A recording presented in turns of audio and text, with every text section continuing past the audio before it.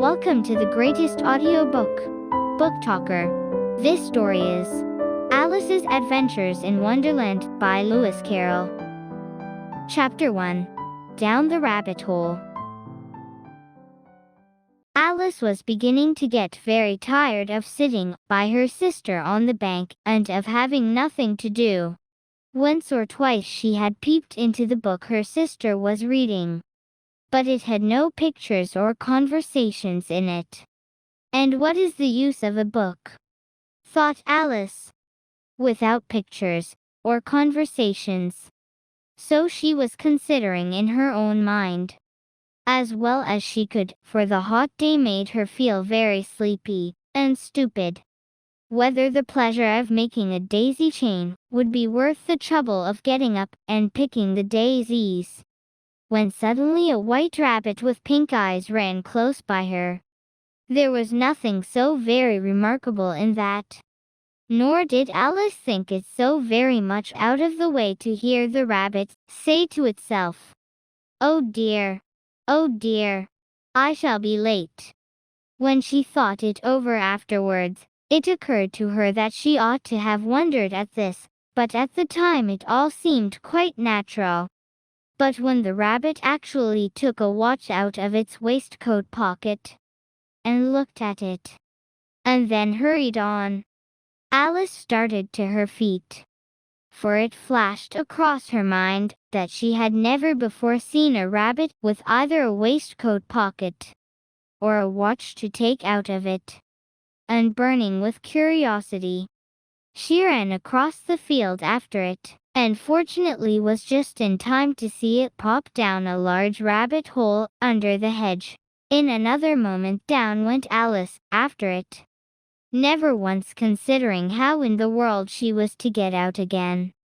The rabbit hole went straight on like a tunnel for some way, and then dipped suddenly down, so suddenly that Alice had not a moment to think about stopping herself before she found herself falling down a very deep well. Either the well was very deep, or she fell very slowly, for she had plenty of time, as she went down, to look about her and to wonder what was going to happen next. First, she tried to look down and make out what she was coming to, but it was too dark to see anything.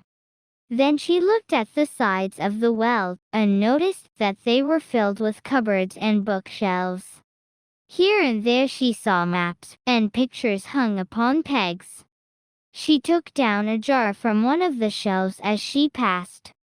It was labeled orange marmalade, but to her great disappointment it was empty.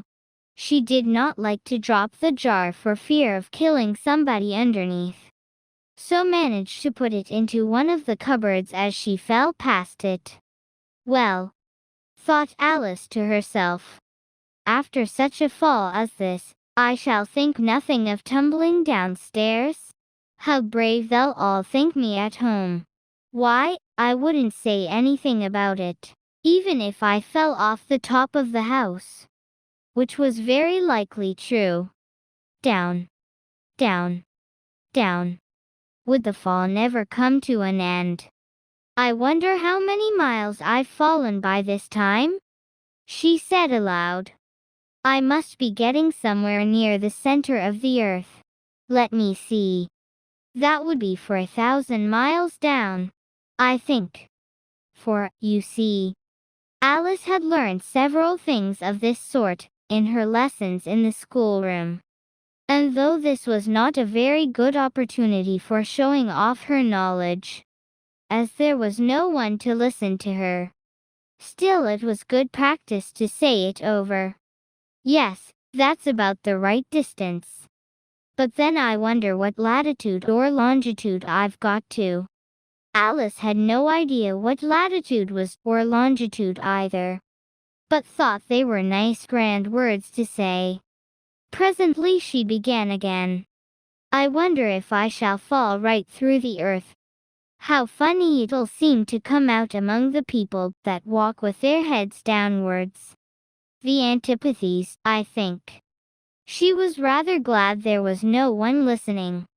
this time, as it didn't sound at all the right word. But I shall have to ask them what the name of the country is, you know. Please, ma'am. Is this New Zealand, or Australia? And she tried to curtsy as she spoke. Fancy curtsying as you're falling through the air. Do you think you could manage it? And what an ignorant little girl. She'll thank me for asking. No, it'll never do to ask. Perhaps I shall see it written up somewhere. Down, down, down. There was nothing else to do. So Alice soon began talking again. Dinah'll miss me very much tonight, I should think. Dinah was the cat. I hope they'll remember her saucer of milk at tea time. Dinah, my dear, I wish you were down here with me. There are no mice in the air, I'm afraid. But you might catch a bat, and that's very like a mouse, you know. But do cats eat bats, I wonder? And here Alice began to get rather sleepy, and went on saying to herself, in a dreamy sort of way, do cats eat bats? Do cats eat bats? And sometimes, do bats eat cats? For, you see, as she couldn't answer either question, it didn't much matter which way she put it. She felt that she was dozing off, and had just begun to dream that she was walking hand in hand with Dinah, and saying to her very earnestly, now, Dinah, tell me the truth. Did you ever eat a bat? When suddenly, thump, thump, down she came upon a heap of sticks and dry leaves, and the fall was over. Alice was not a bit hurt, and she jumped up onto her feet in a moment. She looked up, but it was all dark overhead.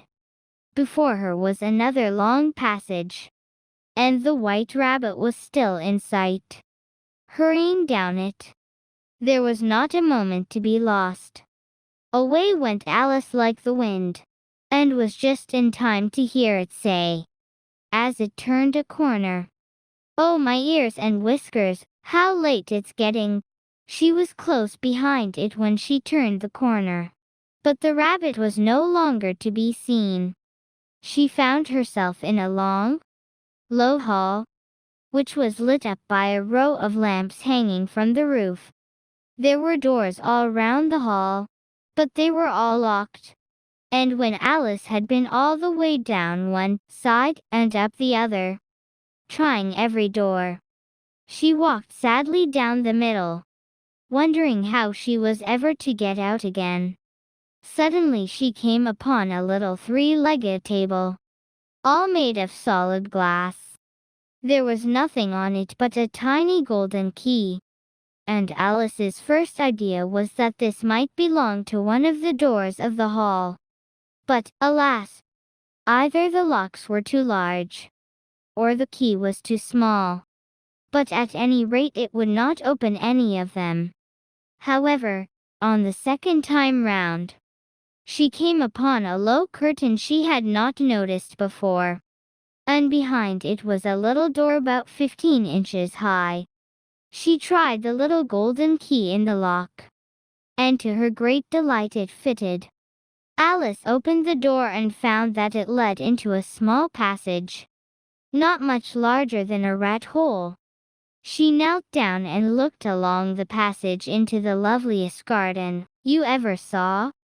How she longed to get out of that dark hall, and wander about among those beds of bright flower, and those cool fountains. But she could not even get her head through the doorway. And even if my head would go through, thought poor Alice, it would be of very little use without my shoulders. Oh, how I wish I could shut up like a telescope. I think I could, if I only knew how to begin. For, you see, so many out-of-the-way things had happened lately, that Alice had begun to think that very few things indeed were really impossible. There seemed to be no use in waiting by the little door. So she went back to the table, half hoping she might find another key on it. Or at any rate a book of rules for shutting people up, like telescopes. This time she found a little bottle on it. "Which certainly was not here before," said Alice. And round the neck of the bottle was a paper label, with the words, "Drink me," beautifully printed on it in large letters.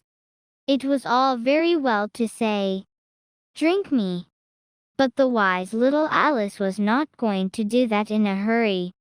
"No, I'll look first," she said, "and see whether it's marked poison or not."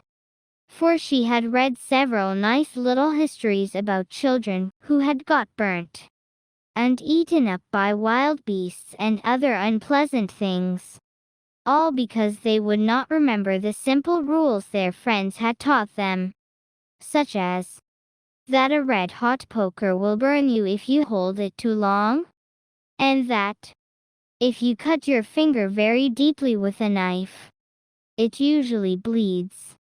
And she had never forgotten that if you drink much from a bottle marked poison, it is almost certain to disagree with you, sooner or later. However, this bottle was not marked poison, so Alice ventured to taste it.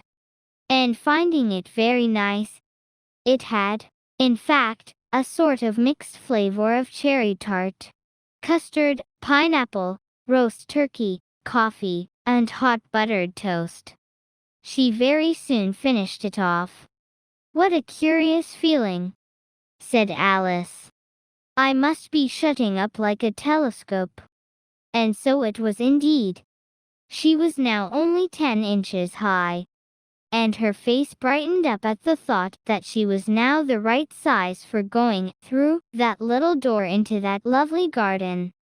First, however, she waited for a few minutes to see if she was going to shrink any further. She felt a little nervous about this, for it might end, you know, said Alice to herself, in my going out altogether, like a candle. I wonder what I should be like then? And she tried to fancy what the flame of a candle is like after the candle is blown out, for she could not remember ever having seen such a thing. After a while, finding that nothing more happened, she decided on going into the garden at once. But, alas for poor Alice! When she got to the door, she found she had forgotten the little golden key, and when she went back to the table for it, she found she could not possibly reach it. She could see it quite plainly through the glass, and she tried her best to climb up one of the legs of the table, but it was too slippery, and when she had tired herself out with trying, the poor little thing sat down and cried. "Come, there's no use in crying like that," said Alice to herself, rather sharply. "I advise you to leave off this minute." She generally gave herself very good advice, though she very seldom followed it, and sometimes she scolded herself so severely as to bring tears into her eyes. And once she remembered trying to box her own ears for having cheated herself in a game of croquet she was playing against herself. For this curious child was very fond of pretending to be to people. "But it's no use now," thought poor Alice, "to pretend to be to people. Why, there's hardly enough of me left to make one respectable person."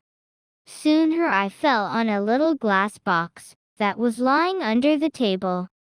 She opened it, and found in it a very small cake, on which the words, "Eat me," were beautifully marked in currants. "Well, I'll eat it," said Alice. "And if it makes me grow larger, I can reach the key. And if it makes me grow smaller, I can creep under the door. So either way I'll get into the garden, and I don't care which happens." She ate a little bit, and said anxiously to herself, "Which way? Which way?" holding her hand on the top of her head to feel which way it was growing. And she was quite surprised to find that she remained the same size. To be sure, this generally happens when one eats cake. But Alice had got so much into the way of expecting nothing but out of the way things to happen, that it seemed quite dull and stupid for life to go on in the common way. So she set to work, and very soon finished off the cake. To be continued.